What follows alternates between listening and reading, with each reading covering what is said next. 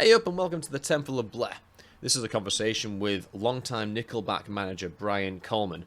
So I was particularly excited about this one because managers are an underrepresented category of this podcast. And obviously the Nickelback story is an interesting one. It helped further my understanding of Roadrunner's transition from indie darling into like a AAA powerhouse.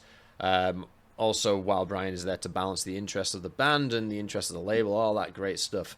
You can really tell in this one that kind of got my feelers out and trying to articulate new ideas. And as some people will know, I'm very wordy and very waffly when I'm trying to sort of carve out those new, connect those new nodes within my brain. But I guess one of the qualities of a manager is that they're effective listeners. So I don't think my waffling knocked Bryan one bit, and he was extremely helpful and insightful down that rabbit hole. Anyway, let's jump into it. 1, 2, fuck shit up.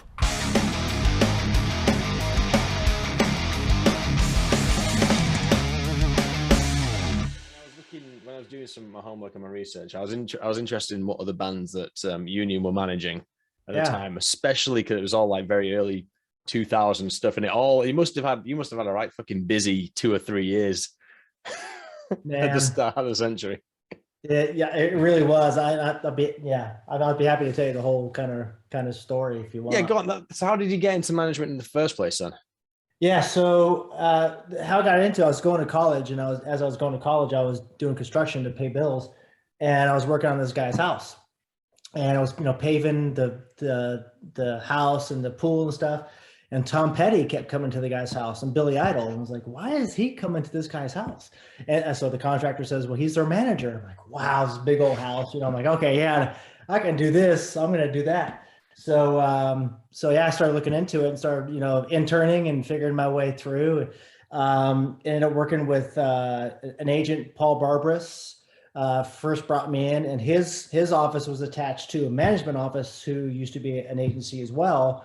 It was called Tapco Entertainment. It was Tim Heine, and Tim Heine to this day is my partner. So I started working with Paul booking, hated booking. I started working with Tim. I came to one day, I'm like, I found this band, I really want to manage them.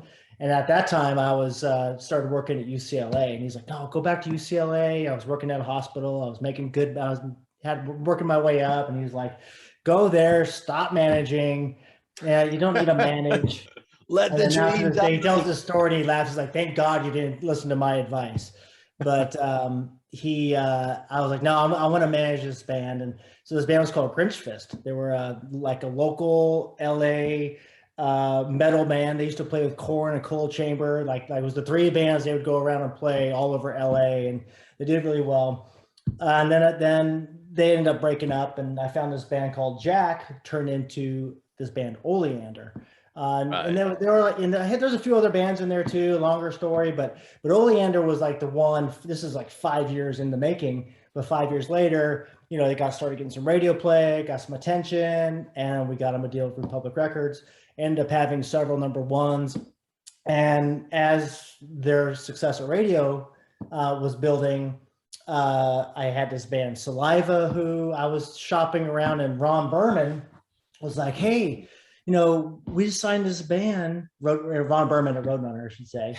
He said, hey, we signed this band, and we want to kind of break him how you broke Oleander with your rock success. And I said, Ron, you're a metal label. You can't break rock radio. I'm sorry, but as much as I'm a fan of all the bands that were there, like I don't see it happening. He's like, no, we brought in Dave Blanco, we got Derek Shulman, and he starts telling me all these things. I said, okay, I'll take, just send me the music and I'll see, what it is. Right. And so he sends me Nickelback The State. He had just signed them, and he sent it to me, and I was like, I love it. I think it's great. I hear it. When are they playing? They end up playing. We were playing like that weekend, or like a couple weekends later in Vancouver. Mm-hmm. So I went up to Seattle, saw Oleander. They were doing a show there, and drove to Vancouver and saw Nickelback play. It was like a daytime thing, Plaza Nations. It was like for like an Indy car race. Mm-hmm. And they were just awesome. Quick pause. So would it be within Ron's remit to say, okay, there's a band here that we like, and we can offer them, well, they can hook up a manager? Is that kind of like a sort of the done thing? So Nickelback had another manager at the time, or not at that time, but prior to that, and kind of, I don't know what happened, but something happened, and they end up dropping him, and we're looking for other management. And Ron was kind of helping them through the process of finding managers. And he sent to a lot of managers, and people just were like, "Nah, I don't get it. It's a rock band on Roadrunner. I don't get it." They weren't a metal band, and but so after I saw him, I was like, I'm in, guys. And a couple of weeks later, or sometime after, they ended up doing a show with Creed, and Oleander was opening for Creed, and Right. we put Nickelback on the bill. And Nickelback went to Oleander like, "Hey, how about this guy Bryan Coleman? We love him. He's great. He's a brother. Blah blah blah blah." And so that kind of solidified everything. We've been together since, and that was 1999. So That's crazy. That's good crazy. run, yeah. Yeah, definitely. So in terms of who did the discovering, it was Ron. Yeah. I'm pretty sure Ron's always been really good at that. He's got a great ear to the ground. He to this day, now, if you probably know, he's at Mascot Records now. Yes. And he's great. He's so good at knowing what's going on where. He's always been really good at that. He's got a really good footprint of over here as well, that kind of Americana sound, which Mascot's really good at. Has a really good foothold, especially in sort of the radio crowds over here. Yeah, it's he knows what he's doing. I'm actually going over to Amsterdam next week to film Ed Von Zell from Mascot. Ooh, nice. That'd be fun. Yeah, because he works Bertus, which was the distribution company, which then morphed into Roadrunner in those early days. So that should be pretty wild, I think. It should be. Yeah. So when and how long have you been managing at this point? So you said that was started in 98. Yeah, 99, 98, 99. I started like in 93, 92, right. 93. Yeah, so you've been at it for a while. Yeah, I've been at it. I was going seeing 10 bands a night, every single night in LA. Right. And LA scene wasn't as great in the 90s. Like in the 80s, I was going to see shows when I was 13 years old. I saw Motley Crue, Metallica, Slayer. All those bands I saw early on before they were even, nationwide. Interesting. I was living on Sunset Boulevard pretty much when it was in my teen years. Generationally, it does actually kind of make sense. If you're in LA in the 90s, that there's no major grunge scene there, is it? There's all in Seattle and mimics elsewhere. So I guess that there was a good metal scene, like Cold Chamber, Korn, Drown, all those bands came from that area, and there was a lot of really good bands. It just wasn't at the time. Grunge was the flavor of the week. Looking at your other bands, so I got Downer in there as well in Default. Yeah. There's what I'd regard, and again, I've got you lived it more than I did, so obviously my vocabulary is going to be a little bit immature. So I call this there's a lot of like a post-grunge aesthetic, which moves into like a contemporary hard rock sound, which is what I think kind of like isn't like if we was to put all those acts under an umbrella, there would be like a post-grunge kind of sound there.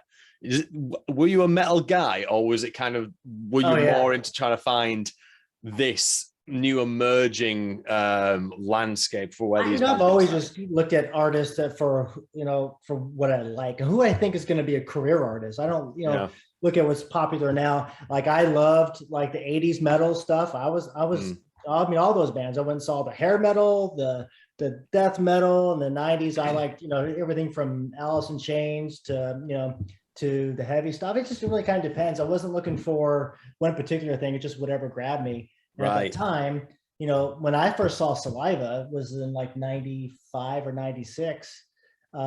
They weren't really doing the rock thing. It was mostly straight up rock, more like the Cult more than anything. They influenced some rapping in when they were making the record. Yeah. But and he was always a really good rapper. You guys are from Memphis. They had a lot of that southern hip hop kind of feel with them. Was automatic anyway, so that's just natural for them.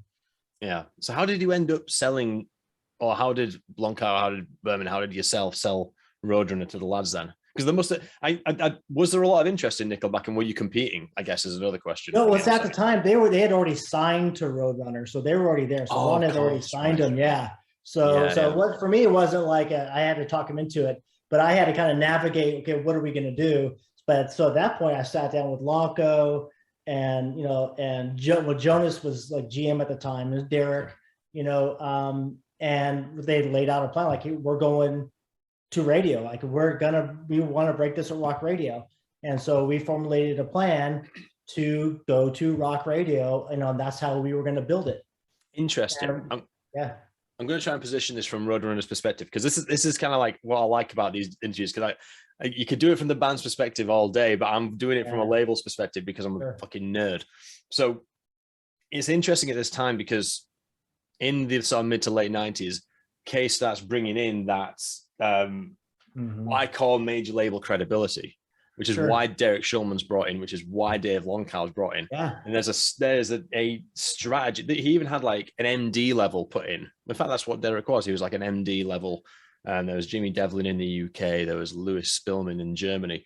But the idea was kind of treat Roadrunner as a major in the same way that they had done previously, but really expand the roster and try and diversify a lot more. That's why in this period, you've got like rap and things like that being on Roadrunner. There's a lot of different licensing opportunities. Sinead O'Connor's on a Roadrunner record in 2003. It's crazy. Yeah. But was that kind of the vibe going in? Did you get that impression? Yeah, and I think that's kind of what Berman had brought to that label too, was kind of more of like the mainstream rock feel, not just the metal, and it was very, very poignant and going that direction for that. I mean, they were still going to do the metal stuff, and they kept doing it, from to the very end. But they were Case had always wanted to have a big rock band. It was like his dream. He loved having his label, but he wanted to have at least an artist that he can go, I did that, and I think he did it with Nickelback. He saw the vision for it, but then again, it's still, you never know. Like, the whole timing, the way it all kind of came out was really good, because the State came out and we worked hard. I mean, the guys did every radio show, every radio station, every interview, everything they could.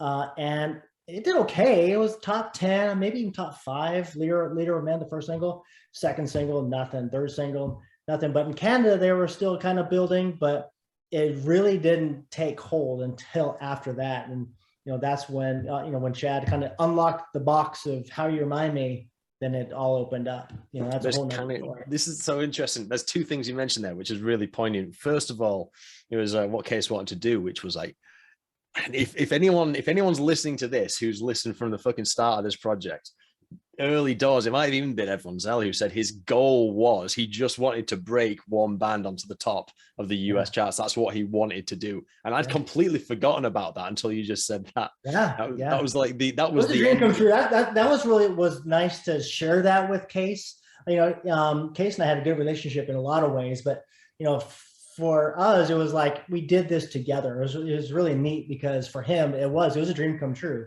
Obviously, all the success around it's great for everybody, but it was fun to see. It was a dream come true for me too. But I mean, for him to see him and what he had built, and we're talking about Roadrunner here. For him to have that is pretty special.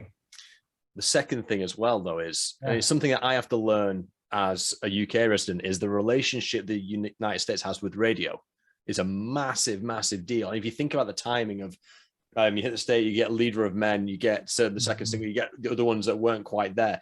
The fact that you were pushing it hard, I've learned through this process that pushing it hard for Roadrunner means an extensive radio campaign, which means Mark Abramson's out there making all those relationships. I don't know if Mark was back there. He wasn't there yet, but there was a lot of radio people doing a lot of things and spending a lot of money too. Let me say that too. They spent a ton of money making it happen. Not like they were paying radio to get play, but paying for the band to be on the road, because they were, they were on tour with like Fuel and some other band. They got some other good tours, but that's usually a lost leader when you're touring, and they were losing money. And so the tour support comes in, where the label helps the artist pay for the lopsidedness of touring, and doing all the radio, it makes it go down even more.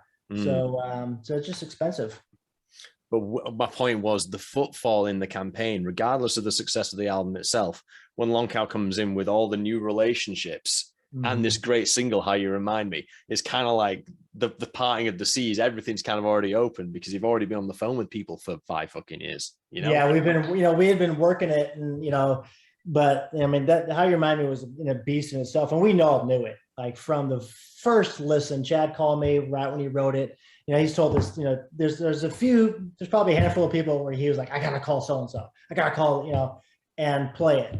And I was like, okay, through the years we've never kind of used the H word, like this is not a hit. It's not, you don't want to jinx it kind of thing. But I was like, sorry, that's a hit. And if that doesn't go number one, I will stand on Jonas's desk and I will kick him in the face because it's going number one. I'm telling you. It's just that was that song, and you just knew right from the start. So so Lanka and I, we went out and started playing it for people pretty early on. Just because we just like, okay, check this out. Yeah, this is good. We'll check this out. We just knew we had something special. A lot of the times with the Roadrunner band as well, it's sometimes there's some fractured relationships because the band like the label to push things. And even if the state did well for what it wasn't like this super hit. I bet the lads were pretty reassured by the sheer amount of effort that was put in, right? Yeah. I mean, and it was like everyone, it was all hands on deck. And that's why, for all these years of success, some of my favorite times is like when that album finally went gold. It was like, we have sold millions of records on Silver Side Up and The Long Road and All the Right Reasons, but the state going gold was such a huge moment. All of us were like, yes, it went gold. Like, we worked so hard for that one, like you work hard for all of them, but that one was a special because we really bled for that. But it laid a lot of groundwork, and they had a lot of good relationships at radio from doing all the, it's not just radio, but radio is a big part of it. And you're right, and radio is different nowadays than it used to be. You're talking about, this is in the 90s and 2000s, radio was a huge part of an artist's, career. It's not as much anymore.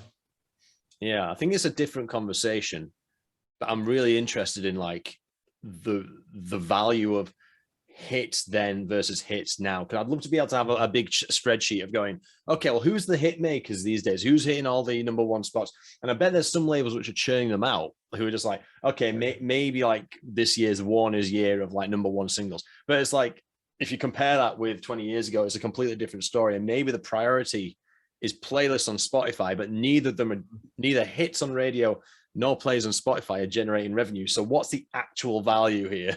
You know what I mean? That's, again, I think the actual value for an artist now is when they get out and tour and people are buying tickets and buying merch.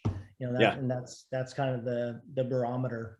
That's the dynamic. But yeah, I think I was trying to just like tie that stuff together in terms of the band's sort of relationship with Roadrunner during this state run, because it does bookend the why Roadrunner, because that was the plan, because there was some new blood in the company, which were there to accommodate this new sound that Roadrunner kind of wasn't too familiar with. Yeah. And what were your first impressions of Case then? Because were you expecting a then 50, nearly 60-year-old Dutch opera fan to be spearheading this effort?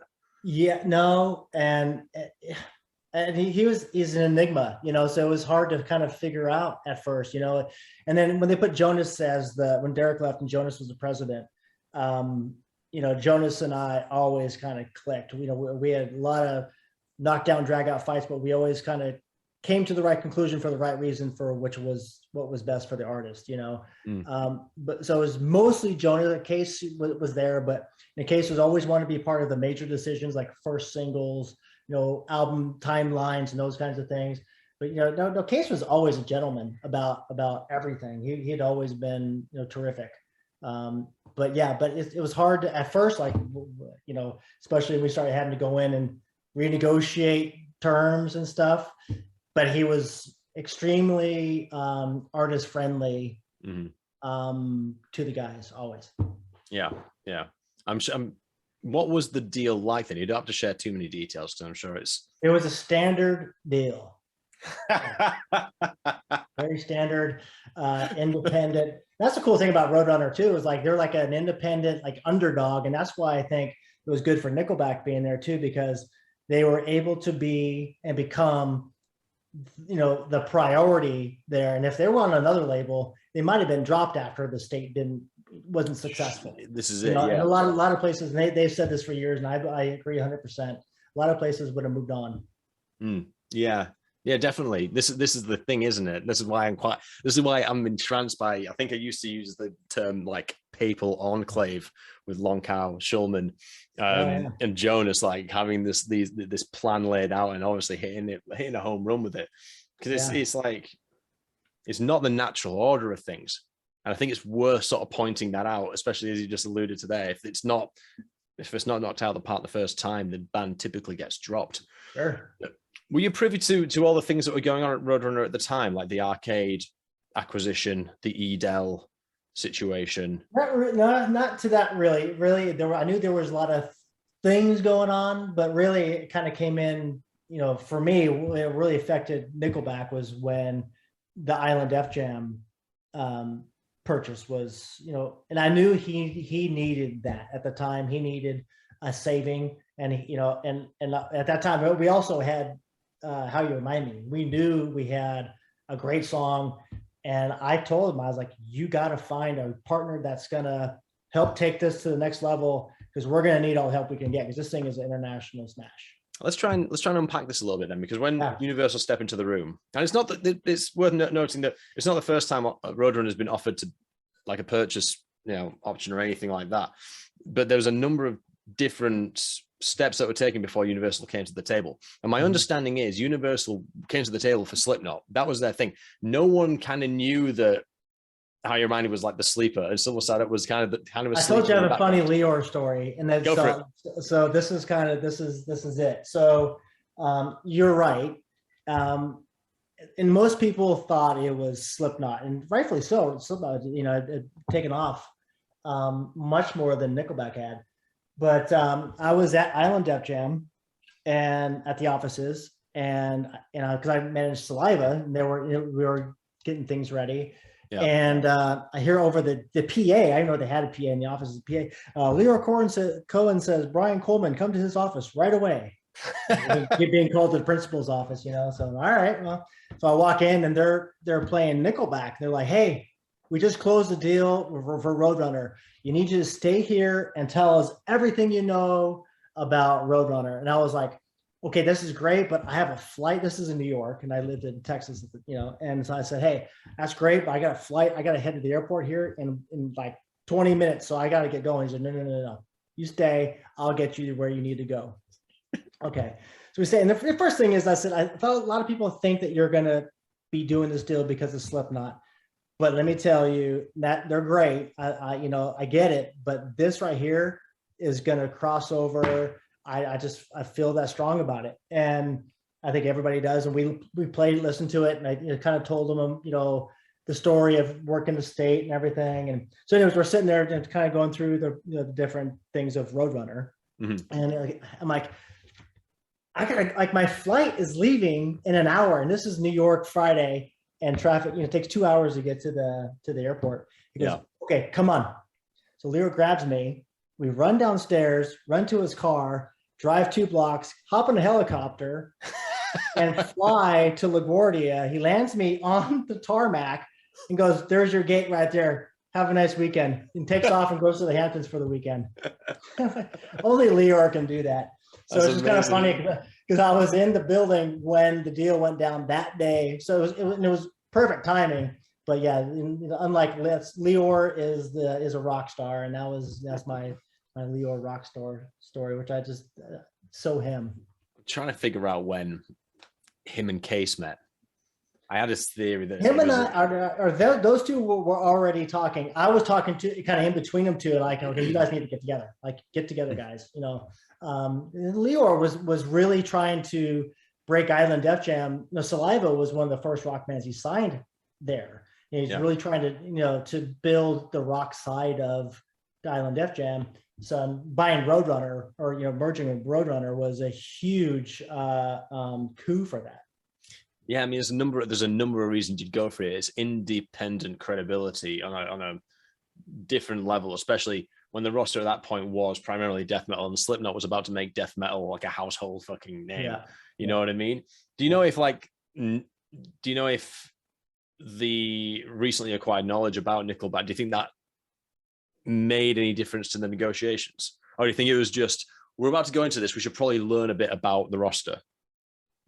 What do you think? I think well, they knew, and I'm sure Case had already played it. He just wanted to know more about, from my perspective, not working for Roadrunner, my perspective on the label at the time.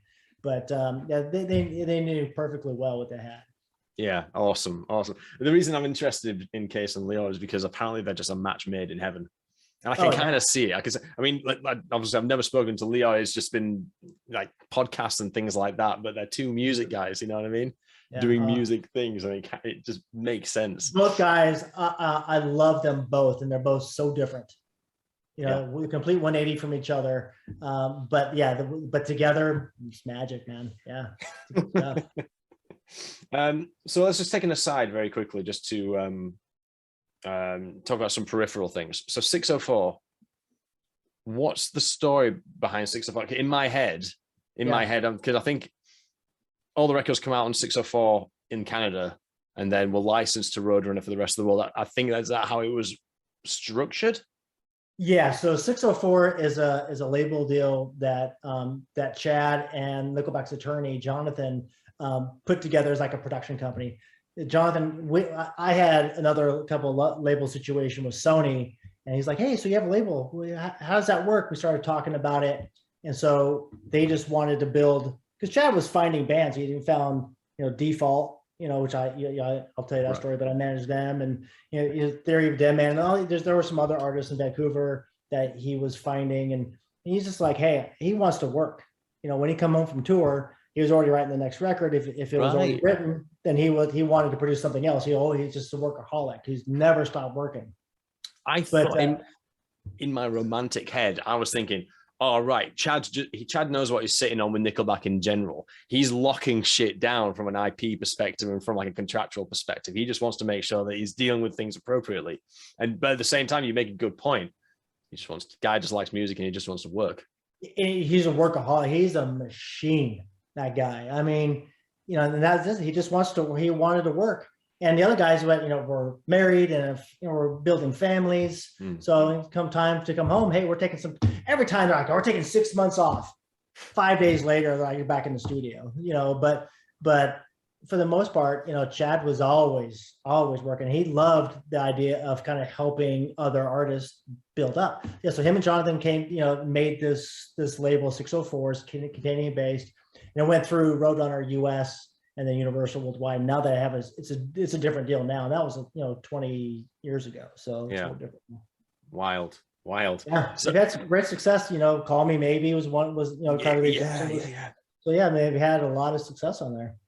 Bonkers, man. Yeah. Maybe I should do a documentary on that instead. Good luck.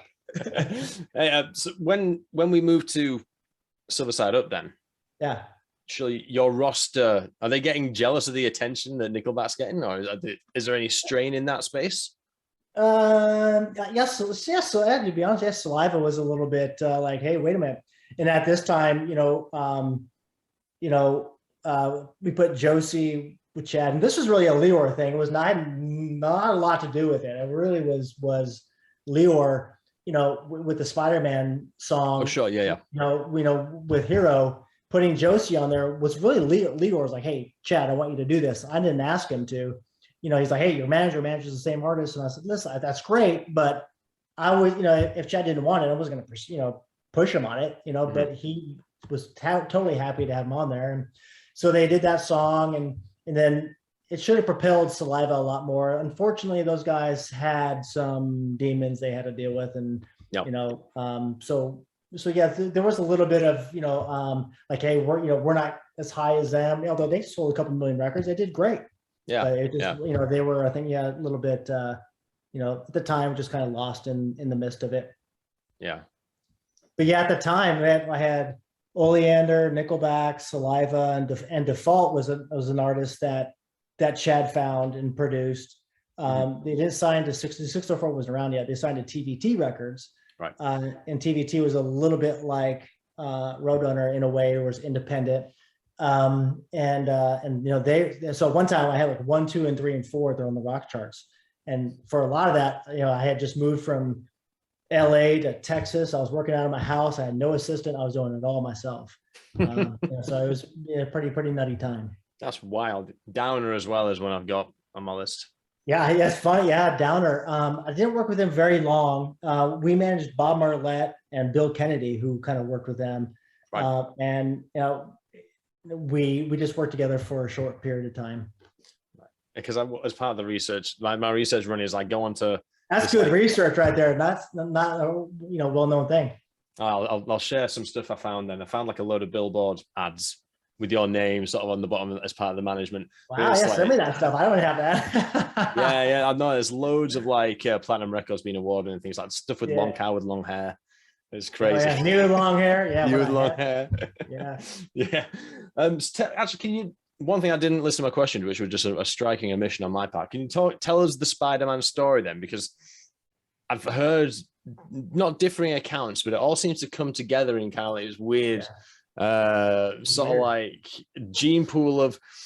I think it was like a Sony-driven activity, but they realized they didn't have the right kind of artists for what is meant to be a flagship single for a Sam Raimi directed, superhero film. So eventually they spread out and go, oh, actually, you know what? We've got this guy in our roster, in the Universal roster. We could. Well, we had the song because it was a song that Chad wrote, and frankly, played it for the Nickelback guys, and they didn't like it.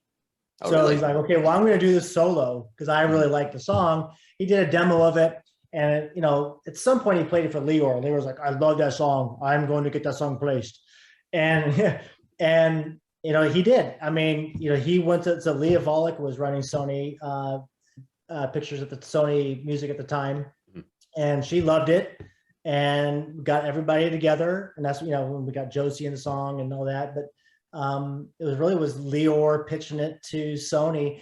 And, it was a great process, the song, the video, and we brought in Nigel Dick to direct the video. Nigel's done almost, dozens of Nickelback videos. It was a great experience. But nobody knew it was going to be the kind of hit that it was. That weekend I had Leah and like all these Sony people, everybody would call me, oh, this is the biggest opening weekend ever. Really? Okay, great. Nobody knew it was going to be, as successful as it was. It does feel like Leo's really, really got his fucking pom-poms out and he's championing. He does, yeah. He's great at that. And this is pretty typical of him too. Like putting Josie in that song is that he does that with his artists, kind of help one artist helps another. And that's worked for him for many years. I was speaking to Ray Garcia the other day, and he was pointing out that one of the really interesting things that a lot of artists do these days is always quite quick trigger finger singles that are put out. It's usually artists featuring X, and the collaboration sort of like network is quite vast in like the top singles category. Yeah. But rock and metal don't do that. But you did. You did that 20 years ago, what I mean? Yeah. It's happened, but it's happened less. It's happened more and more recently with pop, and country is great at it too. You know what I mean? A lot of times I say country nowadays is a lot what rock used to be, artists going out and building fan bases and getting signed and getting radio play. It's kind of funny, but you're right. They're featuring other artists and it's helping other artists grow. It's great. Yeah, I think it's about creating an ecosystem, because ecosystems are usually genre packaged. Like rock guys are rock guys and metal guys are metal guys and otherwise. But now it's like everything's so saturated. I love the problem they cross over. I think it's even better. I love that. It's like a Public Enemy and Anthrax, how cool is that, Yeah. Wow, Ed Sheeran and Bring Me the Horizon. That's in the latest one. Yeah, there you go, see? Yeah.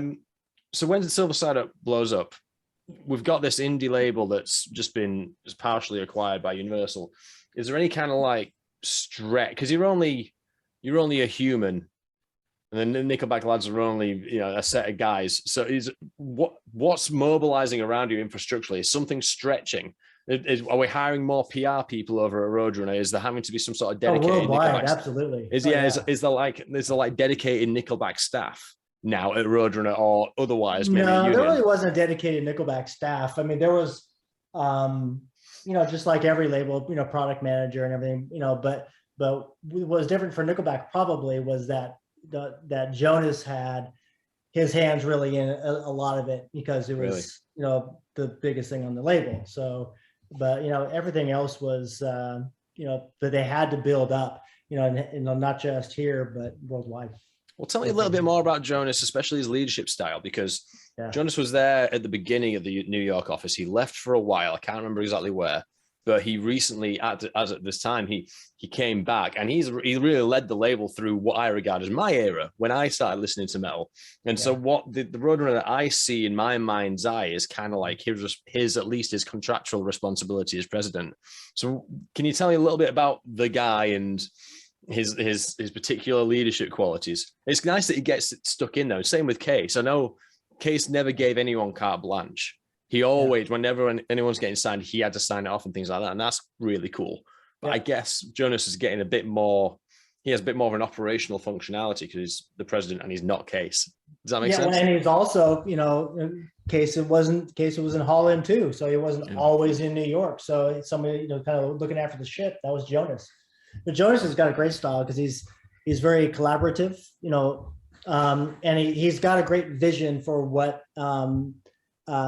should be and for what the artist thinks it should be, and helping the artist come to that and have that success or whatever they're looking to do, helps them achieve that. He's awesome. It's his musical background, like Clash is his favorite band, so he loves punk.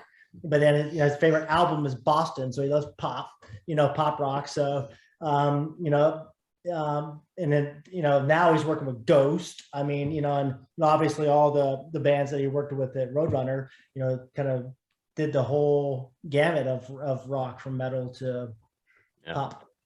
Yeah. No, he's a good egg. I asked him the other day. I actually sent out a bit of a mass email to the top brass and said, "Look, guys, I'm kind of pulling this thing together. I need to understand. Typo Negative had a particular green. Is there a particular Roadrunner red?" Within 5 minutes, Jonas had assembled like an army of creative directors who could answer that question. It was awesome. Amazing. It was absolutely amazing. He's a great general. Kind of getting the soldiers to do what they got to do, and that's what Nickelback says to this day. Like, think about Roadrunner and the staff. They got really close with a lot of people at the label, especially the radio reps being out there. But those guys, the staff would run through a wall for you. I mean, and that was Jonas going, "Hey, go get this, go get the Case too." Case was, Case would come in and he'd write a number on the window, like 3 million. And that was the goal before Christmas, to sell 3 million records before Christmas. But they got that staff to work hard, and they loved it. I think a lot of it came from the staff being music fans, but also when you get to know the artist, and and with my guys, the Nickelback guys are genuine, nice people, who work hard and appreciate people working for them. So that that works really well, especially with people going through walls for you. I mean, there's two things. First of all, the window you're referring to, I believe, was Michael Cantor's office. Yep. You know about the window, yeah. Yes. Yeah. Who was it? I think it was Austin Stevens who was telling me that.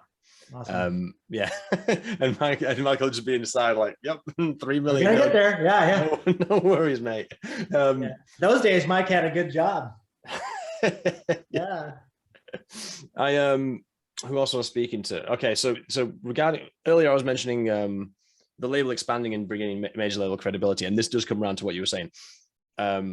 This is where Derek came in because he was an MD. Now, regarding this particular exercise, adding the floor to adding a floor to the top of the building for someone to sit in, which in this case was Derek, and again I mentioned Jimmy Devlin and things like that. The intention, as I say, was meant to trying to not corporatize, but trying to grant an air of legitimacy to this death metal label, effectively. Sure. One person in this project has said the issue with that was that the culture at that time was just too strong to penetrate. And that's something I think you were alluding to when you said you got all these guys who would run through a wall for you, and you couldn't break that spirit. You couldn't mold it. Case already had the winning formula in front of him. It's just that they didn't have the home run yet, and obviously they got it with Nickelback and Slipknot. Yep. Do you agree with that statement? Do you think, or do you think it 100%? 100%. I think you nailed it on the head. Yeah, interesting. And I love that, because that culture kind of cultivates that mentality too, which I love. Yeah. Did you have any run-ins with Doug Keogh? Oh yeah. Tell me about Doug. No, it was his was just mostly financial stuff, and then that, I mean, and that's where managers and labels butt heads. So yeah, him and I, we would go at it, but all good. Yeah, sure. He was fighting hard for his. He was a good label guy, and he was fighting hard for his label, for his guy. He was Case's guy. Yeah, I mean, you got to like, hopefully, at the end of this process, what the vision I'm trying to cultivate is kind of not an empathy for the label, but to understand that labels are just houses filled with people who want to make more music, and the mechanisms which they do that are sometimes a little bit cold, but sometimes it really works. And it's just it's not a dirty industry; it's just a cold one, I think. Yeah. I don't know. That vision will hopefully. But no, it can be dirty, but it doesn't mean that it is. That everyone is. Sometimes like the machinations of how resources are allocated and how people fit the budgets and things like that. That's stuff I'm really interested in. And Doug's whenever I ask people that, because you get very specific people on these on this podcast. I had Matt Poland on the other week, who was like a product manager, and Doug's always at the table at those conversations. We've got this tour cycle. We're going to have X amount here. If we get to the end of the tour, then we're going to spend the rest on a video. And that's why the fourth single to every album is a UK tour video. There's a reason for it all. And I'm absolutely fascinated by it. Absolutely fascinated by it. Here's a funny tidbit. I don't know if you know this too, but Corey Brennan, who, is Slipknot's manager. Yeah. He was Nickelback's product manager on the state. Oh, no shit. Yeah, and Bob Johnson took over for him and was our product manager for many years. And Bob ended up leaving and going to work for Corey. Yeah, it was actually Matt Poland, who said Corey in this time, he was Roadrunner's only product manager. So everything went through him. So he was the guy with presumably like 97, 98, 99 like wall charts, planning everything out, just PMing the entire fucking show, which is stressful as fuck. Absolutely. From my perspective. Yeah. So where did Universal come into the day-to-day? My understanding at this was, well, actually, tell you what, let's start that again a little bit. So when Universal come in, is there any anxiety from your side? Because this pie that you just joined with Roadrunner, everything, the rug's just been pulled from under you, right? No, it was wonderful. It was great because it was more team. It was more help, especially when we started crossing from rock to pop. They didn't have the pop staff to work it to pop radio. And there was a lot of pop stations playing How Your Mind way before they even started working it, because they thought it was a hit, so they were playing it. So really it was an additional team to have to really assist Roadrunner. They were really good too, because they could have taken over and said, "Don't talk to those guys." They were real respectful of Roadrunner and the Roadrunner staff in working with Nickelback. Right. And we wanted it that way too, because we knew the Roadrunner staff would run through a wall for you. Yeah, yeah. Speaking of which, did they ever get involved in any of the production processes, as in Roadrunner themselves?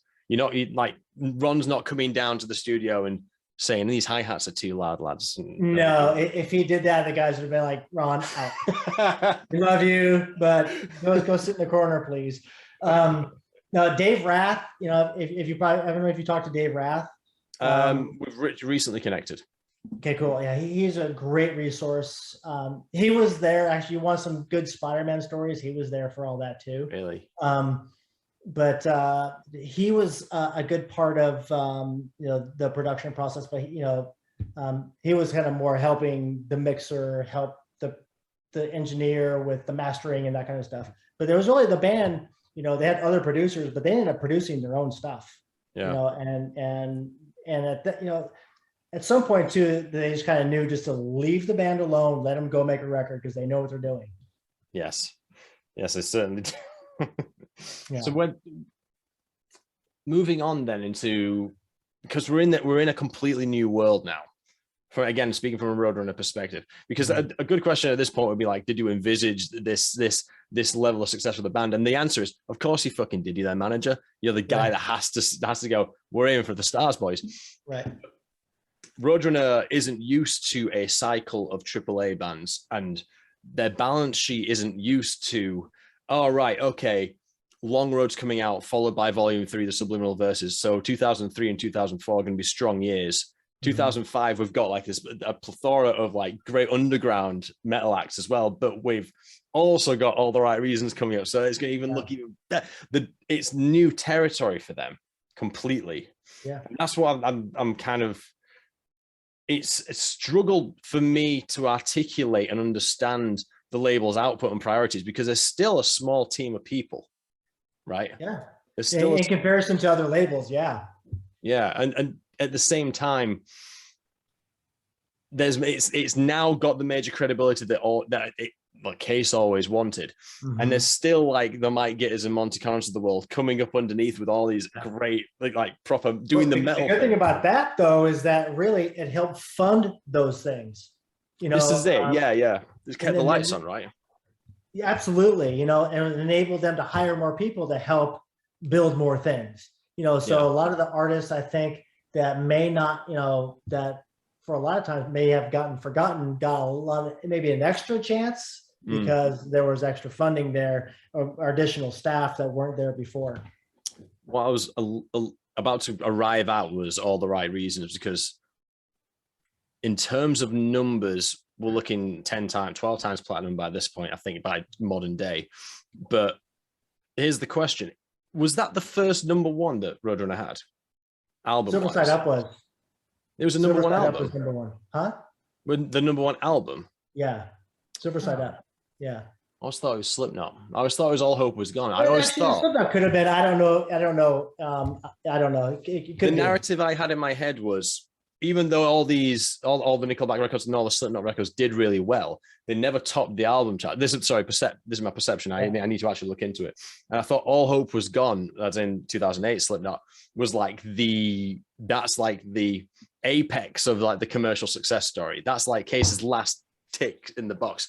For All the Right Reasons, it continued to sell. So my perception was, it was like 2, 3, 4, 5 or whatever, but it kept going and going and going for years and years and years. 3 years. Yeah. I mean, it stayed in the top 50 or at least top 100 for a couple of years. Am I right in saying that this is like the momentum of the band delivering, and then Rockstar was the sleeper single? Yep. And then brought it back in 2006, 2007, right? Yeah, 7. Yeah. Actually, we didn't come out in 2008. Really? Yeah. This is at either the tail end of 8 or beginning or end of 7. I can't remember exactly when, but yeah. Yeah. On Rockstar, this is especially, I don't know if this is a UK experience only, but that was the thing that made me feel, all right, okay, Nickelback is like, even though they've been an arena act and they've been a platinum act up until this point, this is the one where it was like, all right, we've now reached a point where Nickelback's up there with the rest of like the pop acts. Right. Like in terms of like credibility and sustainability, and you weren't going to get, they weren't just going to fall over and go down. You know what I mean? And Rockstar, 7 years of them being on the radio and on TV a lot. Yeah. And I mean, that song, yeah, it broke out of the UK too. It's funny.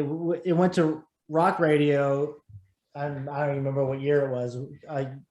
At least a year and a half before that in the US.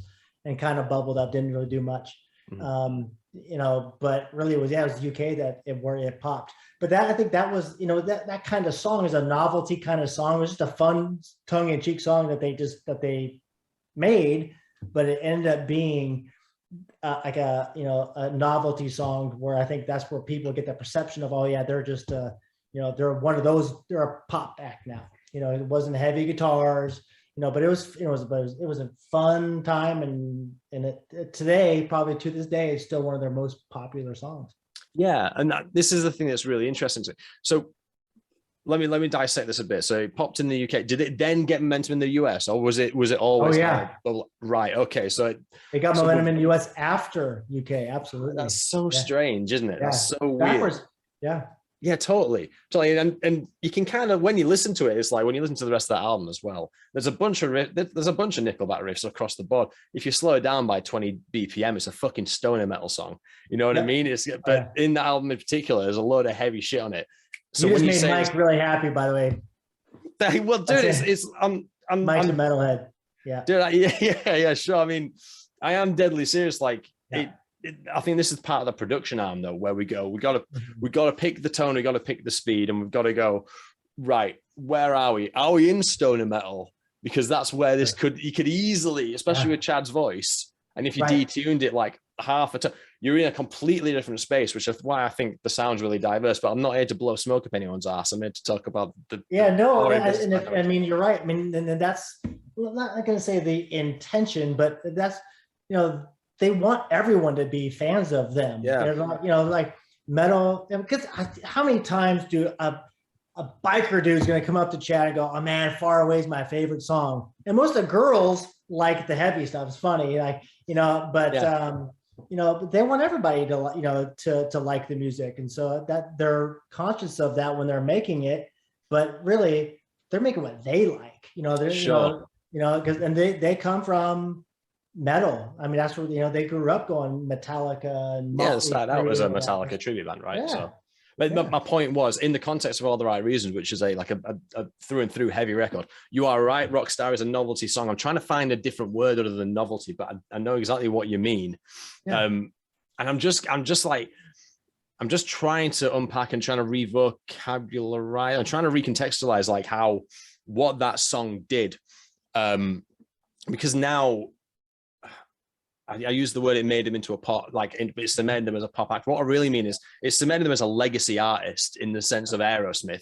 Like Aerosmith won't go away even when the band members have gone. You know what I mean? Right. Nickelback's going to be the same. They're always going to be on that upper echelon on top of the sort of the pantheon of sort of music acts in general. And I think that song is the one. It was the commercial mechanism to do it. I still liked the band prior to and since because it was a good rock band. But I think that's the song which made me go, all right, this is now crossed over into like part of the furniture kind of conversation and like domesticated conversation. Now, one thing, because that song, I'm perceiving that as quite a critical catalyst to that status making thing. I've got to ask, when the song was being written, as you say, it was like a novelty one. Billy Gibbons, I've seen like an interview with him when he was like, when the song was in like in a premature state, he was just kicking back going, "To fucking hit," and then he comes in with the "So What You Need," and that's what made it what it was. He was doing stuff on other songs. It wasn't really just for that song either. Right. Okay. They were just, I mean, Chad was a huge Billy Gibbons fan. I mean, all the guys are ZZ Top fans, and they had him do some things, and that was something he started doing. That like, we're gonna put that on the song. Yeah. And when he was writing the song, it was not like, oh, we're gonna make a novelty song. That was not the intention. It was just a fun tongue-in-cheek song. And I think you're right, and that's where like it crossed over again. Like even here in the States, we have CMT, which is a country, it's like MTV but for country music. Even it was the first rock thing they played. It wasn't country. Even they were playing it. So it was just kind of one of those things where it's relatable and singable for everybody, and that's probably where you kind of think, okay, they had 6-7 years of a lot of hits, where they've reached that point, that where, like you're right, Aerosmith, and a lot of those artists have gotten to that point. I'm trying to blame Billy Gibbons for it. That's what I was trying to get at. You'll learn it as we talk. I like when I'm trying to broaden my understanding of my sort of horizons on it. I do pontificate and I do talk a lot around certain bits before I come in for the landing. You know what I mean? But it's batshit. Anyway, you can't blame Billy for anything other than just appreciate him. Yeah, totally, man. Did you see that documentary? The little old band from Texas. I haven't, but I haven't. I'll have to check it out. It's pretty good. There's like, I think it's one of those documentaries that has like it has an artistic style to it where they say haven't got footage, so they'll have like a little animation of the manager talking to the band and stuff. But the B-roll is just them in a fucking like in a hot rod, just going through some fields. And they clearly said, right, lads, you're going to drive there for an hour. You're going to put sunglasses on and we're going to send drones around you. So anytime someone's just talking over something, it's just them in this glorious sort of like riding out into the sunset shot. But no, it's a good documentary. It's a nice tidy 80 minutes as well. We've spent a little time with Billy. Chad spent a lot of time with Billy over the years. And he's, with other artists too. And he's just the real deal, like just good down home Texas boy. How are you doing for time, man? I'm good. Yeah, I'm good. Let's move onwards a little bit now, because All the Right Reasons being this. Is there anything I'm missing from this period, by the way? I feel like I've skipped ahead a bit. I'm trying to think. If you ask me something specific, I might, but I can't think of.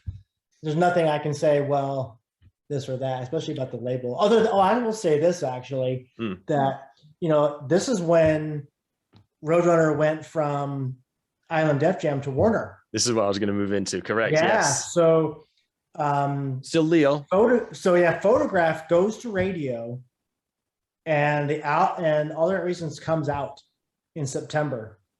In December, I remember getting a call from Case. He's like, "Yeah, we just moved the label to Warner." What? We have a single radio. We have an out. What's going on? And that's Leor had gone over to Warner, and he brought it over there too. And it did. It was a new team and a new dynamic. For the label for sure. Why do you think Universal didn't pick up the option? Because that was the arrangement. Yeah. I think I would say Leor. Right. I think Leor had back off. I'm taking him with me.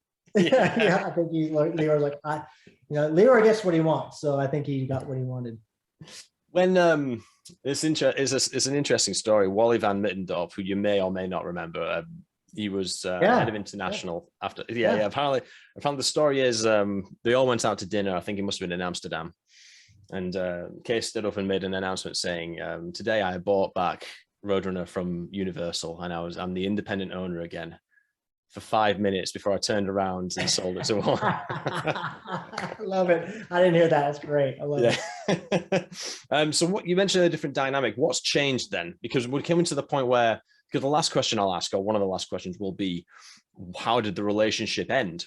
And I can speculate now and say, well, because sometimes things run their course and it's good to just move on and do other things. But instead of giving the answer, let's start this Warner relationship, because I know from an admin perspective, things do change. The makeup of the company changes. Slowly but surely, things start to move. People start to go. The paychecks don't have the little red logo. They start having the Warner logo in.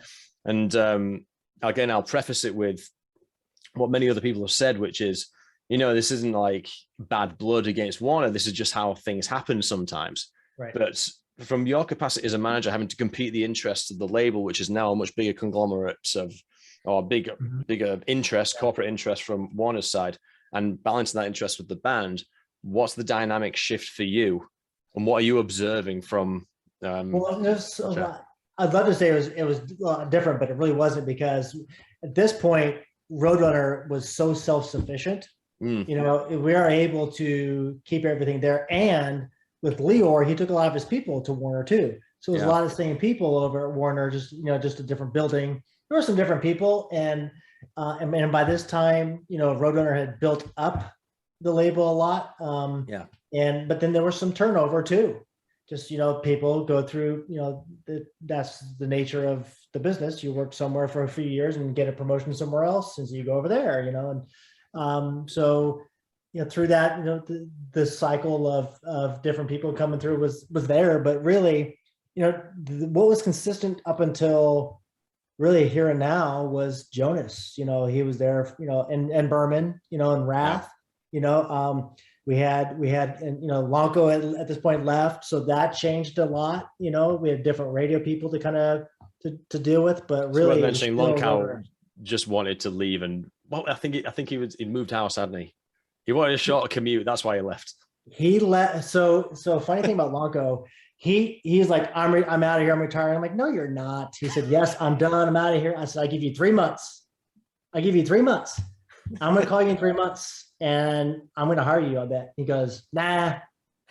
So he goes to Florida. I wait 3 months. I call him. He goes, please hire me. I'm bored to death. So I hired him. So Lonko kept working. He worked for me then from the management perspective. So he helped Nickelback. He still to this day still does. That's crazy, man. Yeah, that's crazy. That's 15 years wanted to retire. No, by this point he wanted to have been retired for 15 years, but no. And you know what? He wanted to move. The cool thing is too is he lived in Florida. He didn't want to move to New York or LA. And I'm in Texas, and I got people all over the place, and we can work from wherever we are. Stay down in Florida. So he loved it. Yeah. So, and feel free to go off record if you want, but when Berman got sacked and when Jonas got sacked, what was your initial? Was like, let me make this a bit more macro. I refer to this. I say this. I refer to it. Rob Flynn from Machine Head coined this term. He calls this day the Red Wedding, as obviously an allusion to Game of Thrones and the fact that so many people went as part of the full-on Warner acquisition. Did you sort of recognize this as like oh shit, Roadrunner's closing offices and it's letting loads of people go? This is the end of like an era. This is the end of like a monolith of rock and metal, which was still growing in the sense of a conventional rock, home for conventional rock. Like, think about what Berman brought to the table in those last sort of 5-6 years, like Blackstone Cherry, Airborne, Theory was a little bit earlier, but they were still going strong on that kind of brand. Did you sort of see it as like oh shit?